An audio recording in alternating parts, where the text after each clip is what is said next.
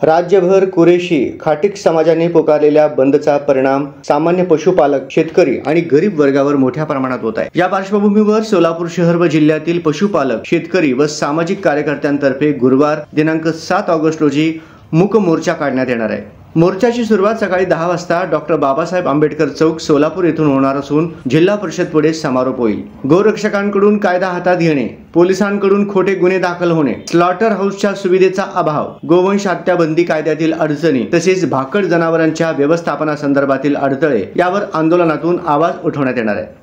शासनाने संबंधित कायद्यांमध्ये सुधारणा कराव्यात, स्लॉटर हाऊस उभारण्यात यावेत, जनावरांची कायदेशीर खरेदी विक्री पूर्ववत व्हावी अशा एकूण 10 प्रमुख मागण्या यावेळी मांडल्या जाणार आहेत। कुरेशी समाजाच्या बंदमुळे चर्मोद्योग, औषध, खाद्य व इतर लघु उद्योगांवर परिणाम झाला असून शासनाने तातडीने उपाययोजना कराव्यात अशी मागणी करण्यात आली आहे।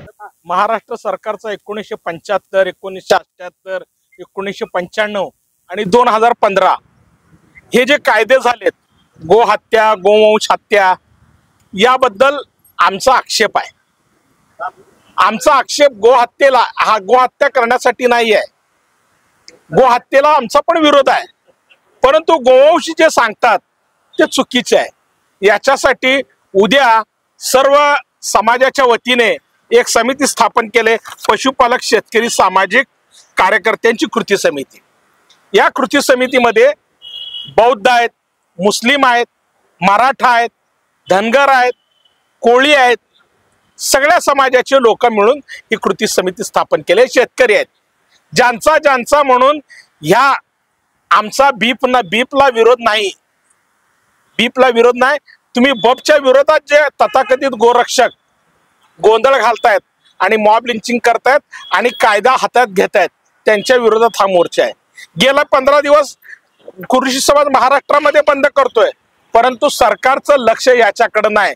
सरकारचं लक्ष याच्याकडे वेधण्यासाठी आणि हा जो बिबचा विषय नाही आहे, बफचा विषय आहे, हे लक्षात घेण्याची आवश्यकता आहे।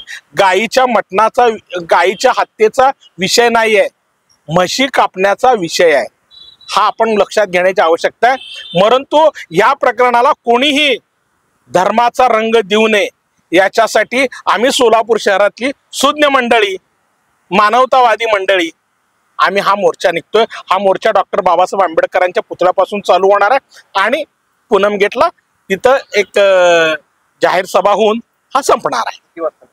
उद्या 11 वाजता निघणार आहे।